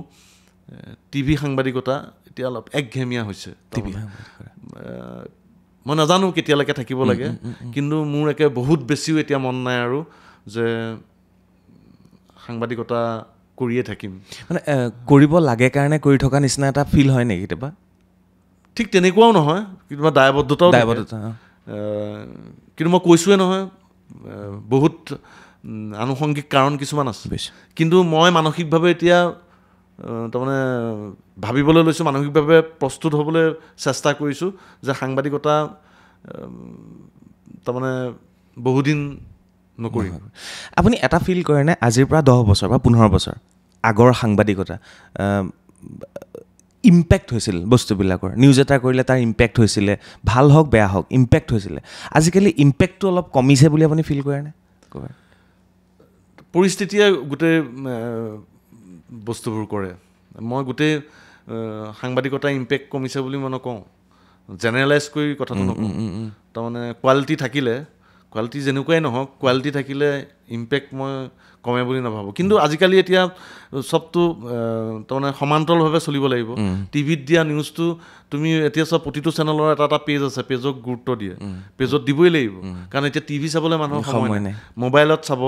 মোবাইলত পেজ, এতিয়া পেজ সেইকাৰণে সকলোৱে গুৰুত্ব দিছে। গতিকে আল্টিমেটলি গৈ গৈ আমিও কোনোবাটো কোণত গৈ ছ'চিয়েল মিডিয়াতেই তাৰমানে সংযুক্ত হ'ব লগা হৈছে, যিমানেই আমি নকওঁ গৈ গৈ সেইটোৱে। গতিকে সেইকাৰণে ছ'চিয়েল মিডিয়াক আওকাণ কৰিব কোনেও নোৱাৰে। ছ'চিয়েল মিডিয়া নিয়ন্ত্ৰণহীন, আচলতে ছ'চিয়েল মিডিয়া নিয়ন্ত্ৰণহীন মানে কথাটো মই এনেকৈহে চাওঁ,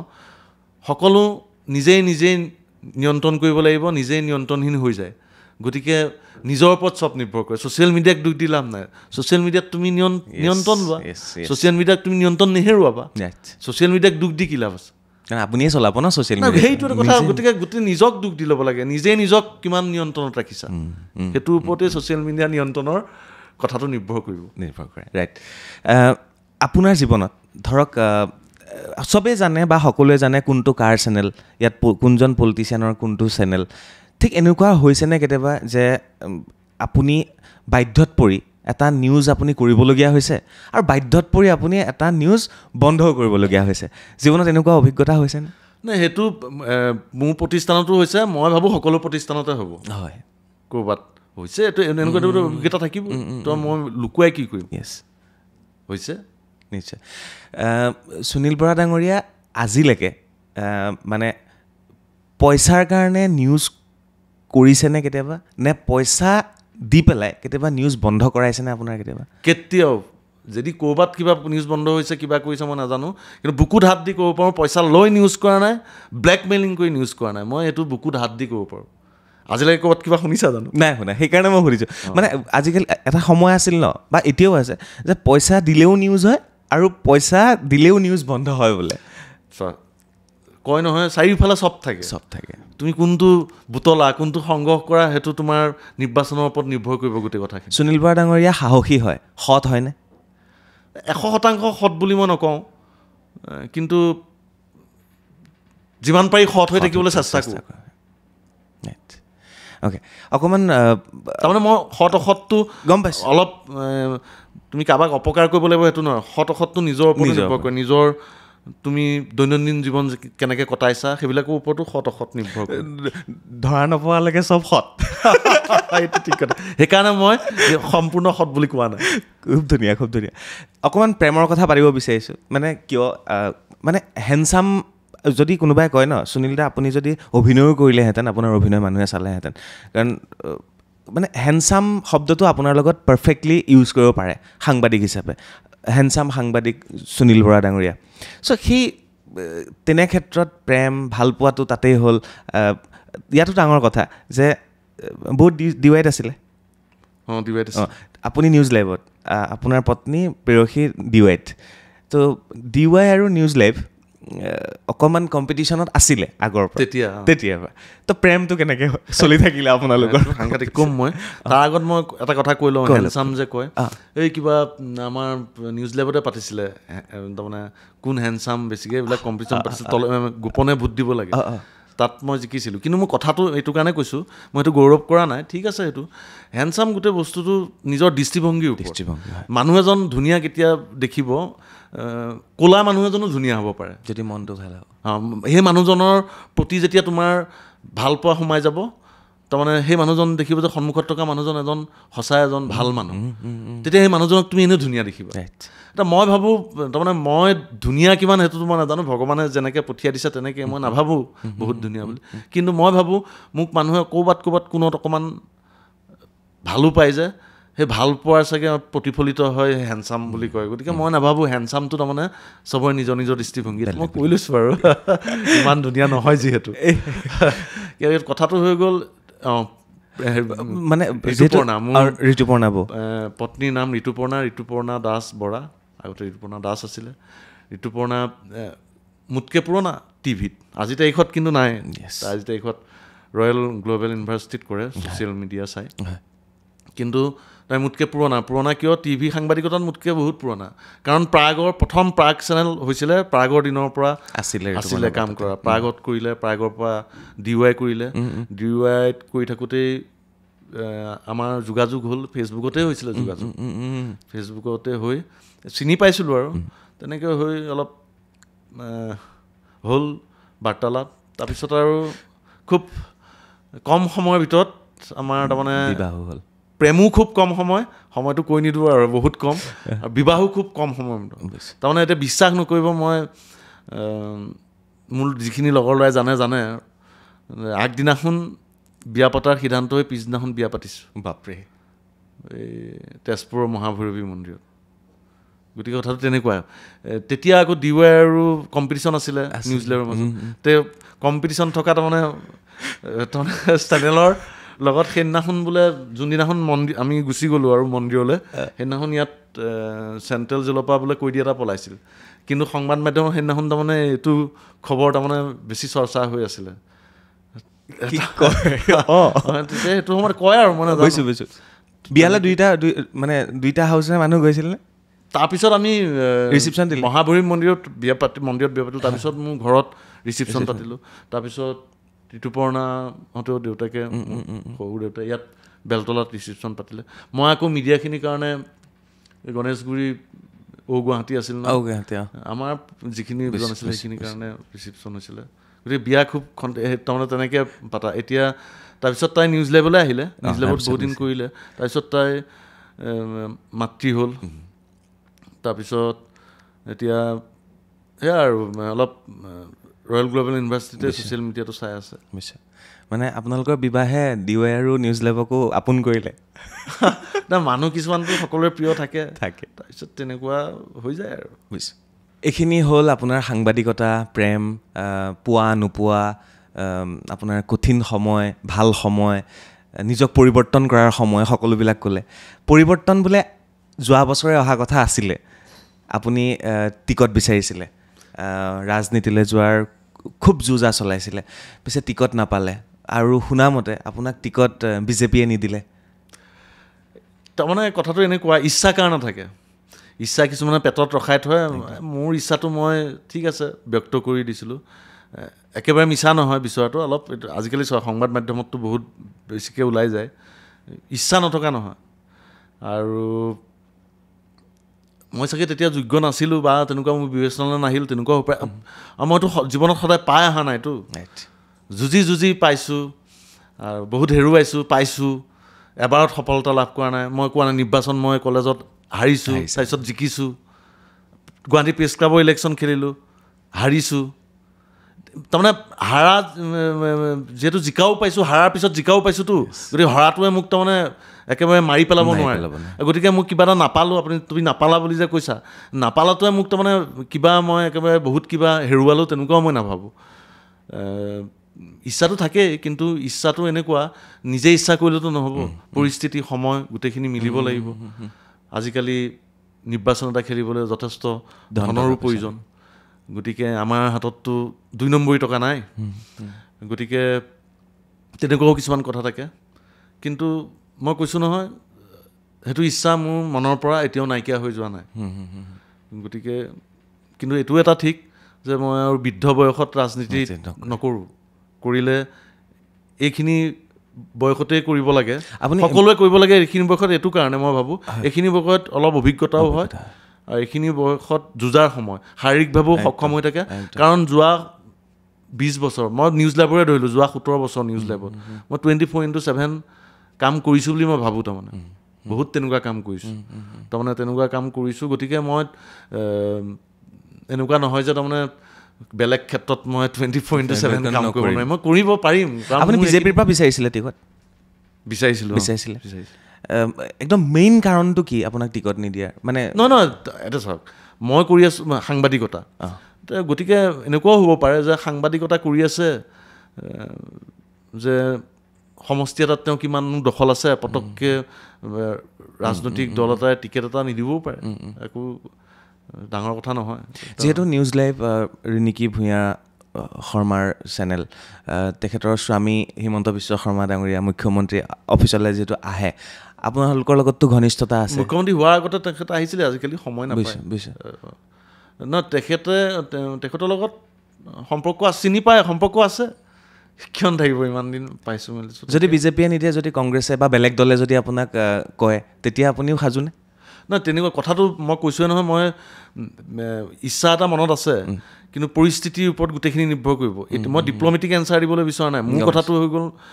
মই কথাটো অলপ কৈ দিব বিচাৰোঁ তাৰমানে ইচ্ছাটো হ'ল ইচ্ছা কিয় মোৰ নিজৰ যেনিবা নগাঁও মোৰ নিজৰ জেগা নগাঁও সমষ্টি ধৰ ব্ৰহ্মপুৰত মোৰ গাঁৱৰ ঘৰ ধৰি ল'লোঁ গতিকে নিজৰ জেগাৰ প্ৰতিতো আন্তৰিকতা এটা থাকিবই সৰুতে ঘূৰি পকি ফুৰা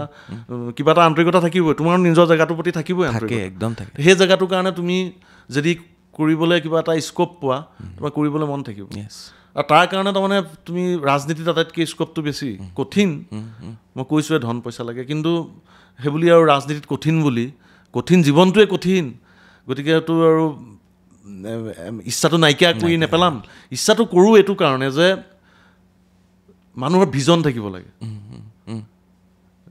উইদাউট ভিজন মানুহে একো কৰিব নোৱাৰে তুমি আজি ইমানখিনি পাইছাহি তোমাৰ ভিজন আছে নিজৰ মোৰ নিজৰ ঠাইখিনিৰ ক্ষেত্ৰত মই তাৰমানে ভিজন এটা বিচাৰোঁ ভিজনৰ কিয় লাগে মই দেখিছোঁ নিজে যে আজি স্বয়ং যদি উদাহৰণ দিওঁ মুখ্যমন্ত্ৰী ডক্টৰ হিমন্ত বিশ্ব শৰ্মা তুমি এইবিলাক বিতৰ্ক সমালোচনাবিলাক বাদ দিয়া কিন্তু ডক্টৰ হিমন্ত বিশ্ব শৰ্মা কিয় সফল আজি কৰি দেখাইছে ভিজনেৰী লিডাৰ ভিজন আছে গতিকে ভিজন লাগিব সন্মুখত দেখিছোঁৱে মানুহ এজন কেনেকৈ সফল হৈছে যে ভিজনেৰী লিডাৰ ভিজন আছে আপুনি যদি অলপ পীযুষ হাজৰিকাকো চাই বহুতে কিবা কিবি ক'ব পাৰে পীযুষ হাজৰিকাৰ যিটো জলসম্পদ বিভাগ তুমি এইবাৰ বানপানী আগৰ নিচিনা হৈছে জানো মাথাউৰি কেইটা ভাঙিছে তাৰমানে তেওঁ নিজৰ বিভাগটো ইমান গুৰুত্বপূৰ্ণ বিভাগ তেওঁ গুৰুত্ব সহকাৰে লৈছে দিনে ৰাতিয়ে দৌৰে কিন্তু তেওঁৰ ভিজন এটা আছে যে মই এইটো ইমান গুৰুত্বপূৰ্ণ বিভাগ এইটো মই মাথাউৰি বনাই দেখুৱাম নভঙাকৈ চেষ্টা কৰিম এইটো ভিজন তেওঁ উইদাউট ভিজন এজন পলিটিকেল লিডাৰ সি যিমান MLA মিনিষ্টাৰ নহওক লাভ নাই জীৱনত একো চাপ নাথাকিব এতিয়া মই কথা এটা কৈছোঁ MLA এজন হ'ল একো কাম নকৰিলে ছেকেণ্ড বাৰো কিবা কাৰণত ধন পইচা গুণ্ডাগিৰি কৰি মেলি আকৌ হ'ল যেনিবা MLA হ'লা তুমি কৰিলা কি বহুত MLA আছে তুমি কৰিলা কি এতিয়া মই আৰু এটা উদাহৰণ দিওঁ এজন MLA visionary leader MLA Khumtai সমষ্টি মৃণাল শইকীয়া কিমান ভিজনেৰী নিজৰ সমষ্টিটো কিমান ধুনীয়া এটা চাফা এনেকৈ ৰখাই প্ৰতিটো কাম তেওঁৰ লক্ষ্য আছে এনেকৈ ভিজন লাগিব উইদাউট ভিজন পলিটিক্স কৰি কি লাভ কোনে মনত ৰাখিব এতিয়া মই কৈছোঁৱে অকল মানে পাৱাৰৰ কাৰণে পলিটিক্স কৰি লাভ নাই পাৱাৰ আৰু এটা তাৰমানে গ্লেমাৰ এইবিলাক আৰু লোভ ধন টকা পইচা তাৰমানে কথাটো কি এই চিন্তন বৈঠক হ'ল বিজেপিৰ তাৰপিছতে বহুত MLA এতিয়াতো নিউজ ওলাইছে বহুত MLA টিকট নাপায় এবাৰ এতিয়া বহুত MLA চবেইটো ভয় খাইছে 5 বছৰ যি হ'ল ভয় খাই এতিয়া খুব সমষ্টিত ঘূৰি আছে যাৰ কাটা যাব বা যোনে ভয় খাইছে ভয় খাই গীতেও ঘূৰি ফুৰিছে মই তাকে এটা ষ্টেটাছ দিছিলোঁ তাৰমানে কালি যে 5 বছৰে তাৰমানে নাকত তেল দি শুই বা 2 নম্বৰী কৰি সময় কটায় এতিয়া নিৰ্বাচনত টিকেট কটাৰ ভয়ত খুব দলীয় মিটিং কৰি ফুৰিছে অথচ 5 বছৰত ৰাইজটো বাদে দলীয় কৰ্মীসকলকে কিমান মনত পেলালে সেইটো হিচাপ ল'বলৈ চিন্তন মিটিঙত বোলে মুখ্যমন্ত্ৰীয়ে ভালে হেকা দিছে আছে গতিকে সেইটো কোৱা নাই যে এইটো খুব আনন্দ লাগিছে মোৰ কথাটো হ'ল মোৰ যদি কথাখিনি ভুল সঁচা কথা সেইখিনি প্ৰমাণ কৰক ৰাইজে উপকৃত হ'ব সেইখিনি যদি ভুল বুলি প্ৰমাণ কৰিব পাৰে ইমান স্পষ্টকৈ যে আপুনি কথাবোৰ কৈ দিয়ে বা যেতিয়াই হওঁ মই আপোনাক নিউজ লাইভৰ ডেস্কৰ পৰা আৰম্ভ কৰক আপুনি য'ত নাযাওক মানে ইমান স্পষ্টকৈ যে কথাবিলাক কৈ দিয়ে কেতিয়াবা স্পষ্টবাদিতাৰ কাৰণে কেতিয়াবা আপুনি অপদস্থ হৈছেনে অপদস্থ ঠিক নাই হোৱা কিন্তু লোকচান হৈছে কিন্তু আৰু ৰাজনীতিটো বেছি স্পষ্টবাদী হ'লে নহ'ব এইবিলাক এতিয়া সময় শিকাইছে কিন্তু কিছুমান কথা নক'লে নহ'ব কিছুমান কথা নক'লে এইটো কাৰণে নহ'ব য'ত ৰাইজৰ তাৰমানে স্বাৰ্থ নিহিত হৈ থাকে তুমি চব কৰা মোৰ তাত ক'বলগীয়া নাই তুমি ৰাইজৰ কাৰণেতো অলপ ভাবা কৰা তোমাৰতো ভিজন এটা থাকিব লাগিব তোমাৰ নিজৰ ঠাইখিনিৰ কণ কণ ল'ৰা ছোৱালী উঠি অহা প্ৰজন্মৰ কাৰণে তুমি কি কৰিবা পিছপৰা অঞ্চলটোৰ সেই দুখীয়া ল'ৰা ছোৱালীখিনিৰ কাৰণে শিক্ষা মানসিক শিক্ষা বা খেলা ধূলা আদিৰ কাৰণে তোমাৰ হাতত কি ভিজন প্লেন আছে বাকীটোতো ৰাস্তা দিয়ে চৰকাৰ আঁচনি দিয়ে ঠিকাদাৰ থাকে ইঞ্জিনিয়াৰ থাকে তুমি চাব লাগে মুখ্যমন্ত্ৰীৰ যিখন এই সাহায্য সেইখন মানুহক সমষ্টি মানুহক দিয়াটো সেইটো কেৰাণী আমি তুমি মই চবেই পাৰিম সেইটোতো MLA কৰা কাম নহয় নহয় এজন প্ৰকৃত জনপ্ৰতিনিধি হ'বলৈ ভিজন লাগিব তুমি নিজৰ ঠাইখিনিক তুমি কেনেকৈ তুমি আগুৱাই নিছা নিজৰ মানুহখিনিয়ে কেনেকৈ বছৰ বছৰ ধৰি তোমাৰ নাম মনত ৰাখিব এনেইটোতো সকলো হ'ব পাৰে দুবাৰ তিনিবাৰ কি কেইবাবাৰো হোৱা MLA নাই জানো এনেকুৱা লাগিছে আপুনি এখন ৰাজনৈতিক মিটিঙত যেন ভাষণ দি আছে কথাখিনি পূৰা ৰাইজৰ ওচৰত কোৱা নিচিনা লাগিছে এইখিনি কিন্তু সঁচা কথা কৈছোঁ আৰু এইখিনিয়ে যদি ৰাইজক কয় আপুনিতো জিকি আহিব সেইটো সেইটো নহয় কিন্তু এইখিনি সঁচা কথা এইখিনিয়ে হ'ব লাগে তাৰমানে মই কৈছোঁ নহয় গ্লেমাৰৰ কাৰণে কিবাৰ কাৰণে সকলো থাকিব সেইবিলাক মই বাদ দিবলৈ কোৱা নাই 100% দেশত বাদ দিব কোনেও নোৱাৰে সেইবিলাক থাকিও ৰাইজৰ কাম কৰিব পাৰি সেইবিলাক থাকিও ৰাইজৰ কাম কৰিব পাৰি ৰাইজৰ কাম কৰিবই লাগিব আৰু আজিকালিতো চব অ'পেন চিক্ৰেট ন এতিয়াতো আৰু চব টিভিয়ে নেদেখুৱালে ছ'চিয়েল মিডিয়াই দেখুৱাব পেপাৰে দেখুৱাব পেপাৰে নেদেখুৱালে টিভিয়ে দেখুৱাব টিভিয়ে নেদেখুৱালে ছ'চিয়েল মিডিয়া দেখুৱাব এতিয়া কোনো লুকুৱাব পাৰিব জানো কোনেও লুকুৱাব নোৱাৰে গতিকে বৃথা চেষ্টা কৰি লাভ নাই আৰু গুণ্ডাগিৰি কৰি টকা পইচা দেখুৱাই এটা পৰ্যায়লৈকেহে পাৰে তাৰপিছত কিন্তু নোৱাৰে মই আপোনাক জাষ্ট সুধিব বিচাৰিছোঁ 2-3টা শব্দত উত্তৰ দিলেও হ'ব যিহেতু কাষৰ পৰা পোৱা ব্যক্তি আপুনি ৰাজনীতিবিদসকলৰ ভিতৰত বা আমাৰ সাংস্কৃতিক ক্ষেত্ৰৰ মানুহখিনিৰ ভিতৰতো জাষ্ট মই এটা নাম ক'ম আপুনি এটা ৰিপ্লাই দিব মই এইটো বাকী ৰাজনীতিবিদসকলৰ লগত মই এইটো কুৱেশ্যন আনো আজি সাংবাদিক হিচাপে মোক সুধি ভাল লাগিব প্ৰথমজন ব্যক্তি মুখ্যমন্ত্ৰী হিমন্ত বিশ্ব শৰ্মা আপোনাৰ দৃষ্টিত মইতো ক'লোৱে ভিজনেৰী লিডাৰ ভিজন আছে ন গৌৰৱ গগৈ নৱপ্ৰজন্মৰ দৃষ্টিত এজন সুদক্ষ ৰাজনীতিবিদ হ'ব পাৰিব কিন্তু তেওঁ নিজক সংশোধনো কৰিব লাগিব সমান্তৰালভাৱে তেওঁ ন' ডাউট ৰাজনীতিটো সদায় একেই নাথাকে বহুত বছৰ পিছত হ'লেও চেঞ্জ আহিব তেওঁৰ সম্ভাৱনা আছে সম্ভাৱনাময় ব্যক্তি কিন্তু সেই সম্ভাৱনা কেতিয়া আহিব তাৰমানে এতিয়াই একো ক'ব নোৱাৰি কাৰণ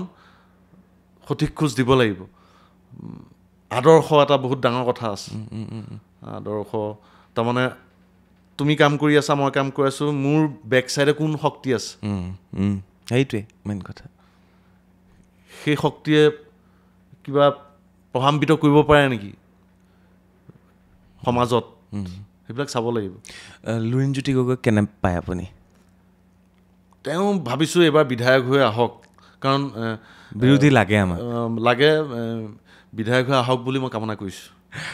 অখিল গগৈ তেখেতটো বিধায়ক হৈয়ে আৰু তেখেত ৰাজনীতিবিদ তাৰপিছত যদি সুধোঁ মই জুবিন গাৰ্গ কাৰণ আপুনি ইতিমধ্যে মই যদি কওঁ আপুনি ইতিমধ্যে হয়তো ভাবিছিল যে জুবিন গাৰ্গক মাতি নি আপোনাৰ সমষ্টিত এখন বিহু পাতিম ৰাইজে চাব আৰু সেইখন কৰিছে আপুনি সেইখিনি কাম কৰিছে তেনেকৈ ভাবিছিল নেকি জুবিন গাৰ্গৰ জৰিয়তে আপুনি গৈ এনেকৈ জুবিন দাক ভাল পাওঁ জুবিন দাই কেতিয়াবা মই ৰাজনীতিত নামিলে জুবিন দাই গম পালে সহায় কৰিব আৰু যদি সহায় কৰিব নোৱাৰোঁ কি জুবিন দাক বেয়া পাম নেকি জুবিন দাক ভালেই পাওঁ এইটো আৰু জুবিন দাৰ লগত কত সময় পাৰ কৰিছোঁ বিশেষকৈ জুবিন দাৰ লগত যেতিয়া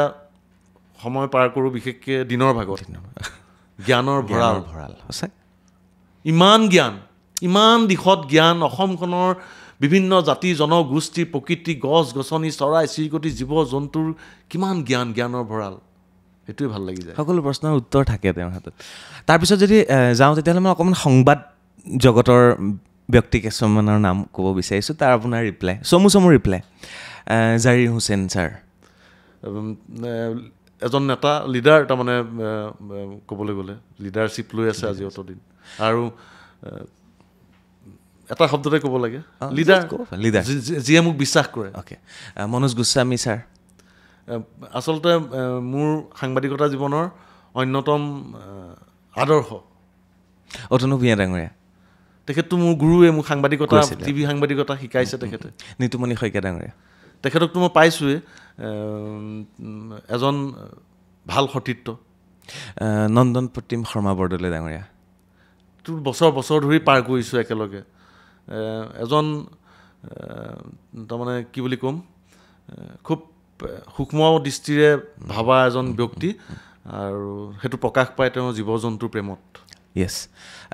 অনুপম চক্ৰৱৰ্তী ডাঙৰীয়া সেইজনৰ লগততো মোৰ অভিন্ন সম্পৰ্ক আত্মবিশ্বাসী এজন ব্যক্তি সঞ্জয় দা আমাৰ আছাম ট্ৰিবিউনৰ আপোনাৰ বন্ধু সি আপোনাৰ বেষ্ট বন্ধুৰ ভিতৰত যে আপোনালোকে আড্ডা মাৰিবলৈ যায় অগ্নিপ দা আপুনি সঞ্জয় দা বিজু দা কেইজনমান আছে মই আমাৰ মনবোৰ মিলে আৰু এটা ডাঙৰ কথা যেতিয়া আমি প্ৰেছ ক্লাবলৈ গৈছিলোঁ এইফালে যাওঁ আপোনালোকৰ এটা বিশেষ জেগা আছিল আপোনালোকে তাতে বহি থাকে আমাৰ সেইফালে যোৱাৰ সাহস কেতিয়াও নহয় আমি এইফালে যাওঁ আৰু এইফালৰ পৰাই আমি গুচি আহোঁ যেতিয়া দেখিম সুনীল দাহঁত তাত ৰৈ আছে সেই যিটো আপোনালোকৰ গ্ৰুপ সেই গ্ৰুপটো এতিয়াও আছে আমি কেতিয়াবা মাজে মাজে বহোঁ নহয় আজিকালি এতিয়া সকলোৱে অলপ বিয়া বাৰু কৰি অকণমান হৈছে তথাপি আমি যাওঁ নহয় বছৰেকত এবাৰ একদম থাকাকৈ গুচি যাওঁ এইবাৰ আকৌ যাম আৰু সেই বন্ধুত্বটো কিয় ইমান ঘনিষ্ঠ হৈ কেনেকৈ গোটেইকেইটাই মন মিলি গ'ল আৰু তাৰমানে ইটোৱেটোক আমি ঠাট্টা মস্কৰা কৰোঁ তথাপি দেখোন টান আছে ইটোৰ প্ৰতি কাজিয়াও লগা হয় তথাপিতো আমি আছোঁ কিন্তু এতিয়ালৈকে বিভিন্ন সংবাদ গোষ্ঠী আছে আমাৰ কিবা কিবি বহুত নিমিলে তাৰ পিছতো আমি অনৈক্যৰ মাজত ঐক্য বুলি ক'ব পাৰি আমাৰ এই বন্ধুত্ব পৰাগমণি আদিত্য ডাঙৰীয়াক কেনেকৈ পায় মই জ্যেষ্ঠ সতীৰ্থ মোক বহুত জীৱনত সম্প্ৰদায়ৰ জীৱনত বহুত উপদেশ দিছে গতিকে এজন ভাল সতীৰ্থ তেওঁ ছায়াবাকো মই জীৱন বহুত পাইছোঁ মই কৈছোঁ নহয় এজনো এজন জ্যেষ্ঠ ভাল সতীৰ্থ অ'কে বৰ্তমান নতুন প্ৰজন্মৰ সাংবাদিকে ভৰ্তি হৈ গৈছে হাউছে তো জ্যেষ্ঠসকলে কিছু দায়িত্ব কমাইছে নতুনসকলক দায়িত্ব অৰ্পণ কৰিছে আপোনাৰ নতুনসকলৰ ভিতৰত কাৰোবাৰ দৃষ্টি আকৰ্ষণ কৰেনে যে এওঁ ভাল কৰি আছে এখেতে ভাল কৰি আছে নতুন মানে আমাৰ চামৰ নহয় আমাতকৈ পিছত অহাখিনি ধৰক পিছত অহা বহুতে চেষ্টা কৰিছে আছে এংকৰ ক'ম নে ৰিপৰ্টাৰ ক'ম অভাৰঅল ক'ব পাৰে এংকৰ আছে ND24 দুজনী ছোৱালী তাহাঁতৰ নামকেইটা অহা নাই নহয়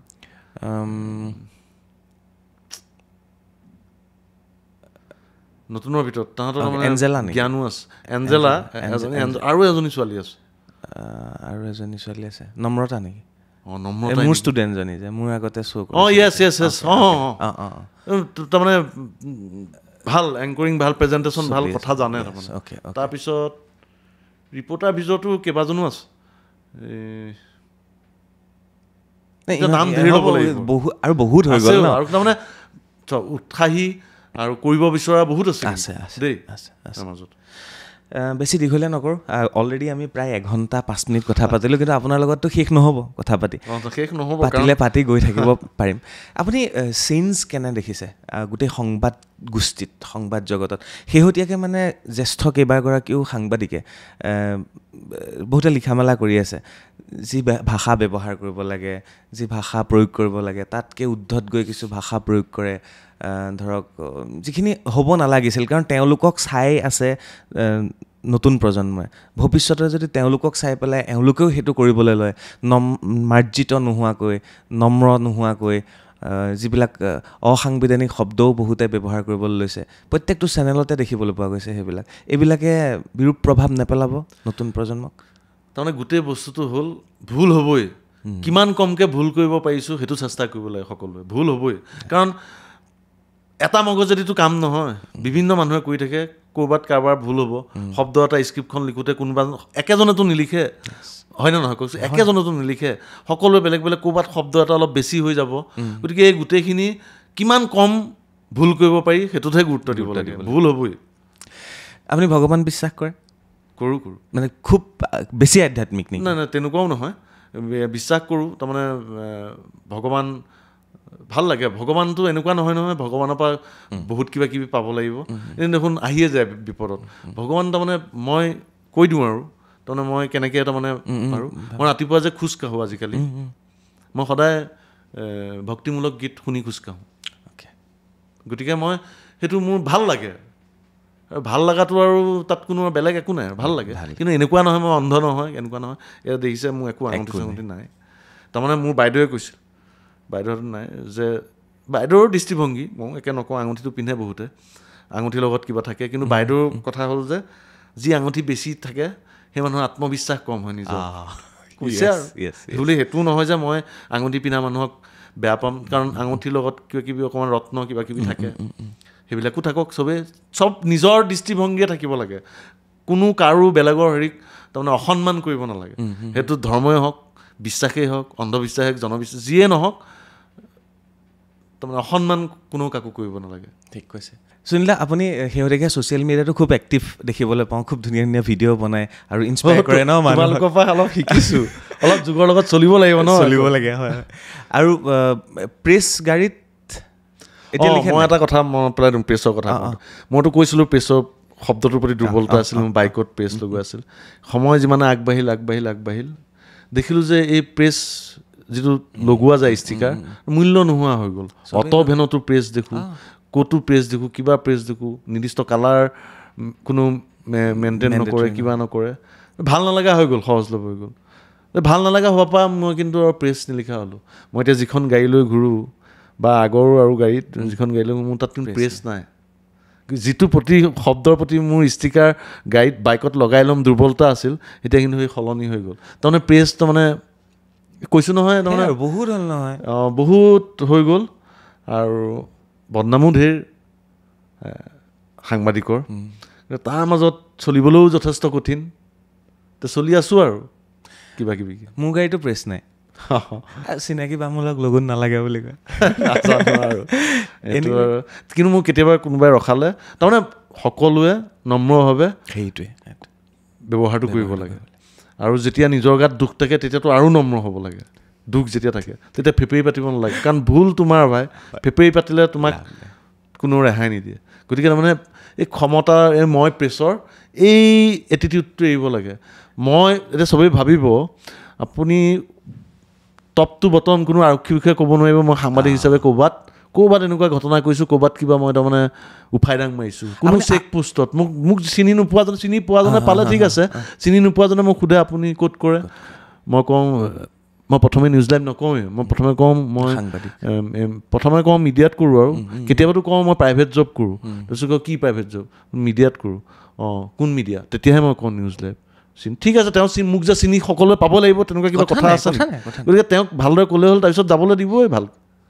মানে সাংবাদিক হৈ পেলাই কেতিয়াবা সুবিধা লৈছেনে কিবা কাৰণত, এনিথিং? ভাল সুবিধাও কেতিয়াবা ল'ব পাৰি ন? সুবিধা মই লৈছোঁ প্ৰথম যেতিয়া মই,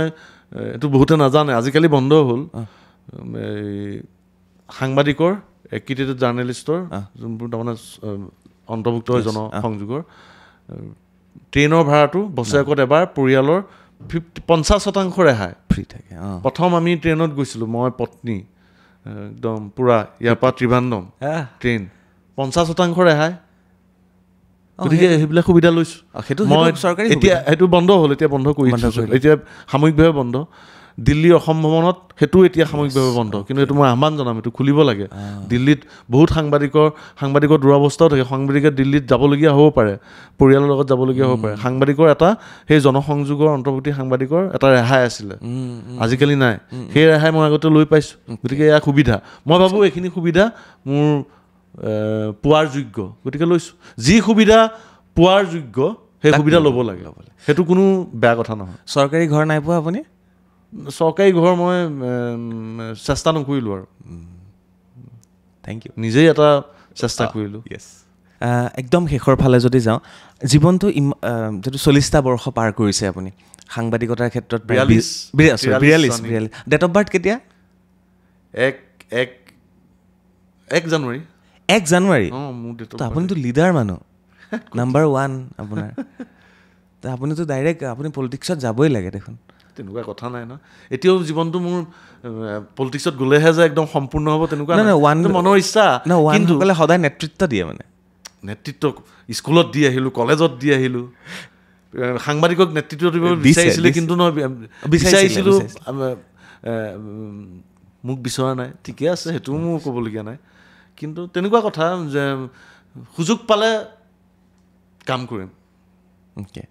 আপোনাৰতো ভাগ্যতে আছে নম্বৰ 1 লৈ আহিছে আপুনি পুৰা নেতৃত্ব দিবলৈ আগবাঢ়ি যাব পাৰে ভাগ্যৰ কথা কোনে জানে কি হয় সেইটো হয় কাইলৈ কি হ'ব পৰিলে কি হ'ব কোনে জানে মই কেইমাহ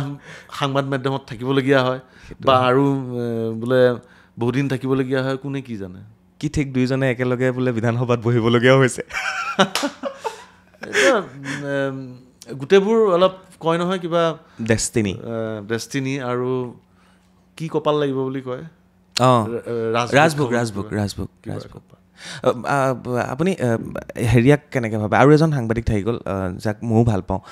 ৰাজদীপ বাইলুং বৰুৱা আপোনাৰ দৃষ্টিত কেনেকুৱা তাৰমানে ৰাজদীপ বাইলুং বৰুৱাক মই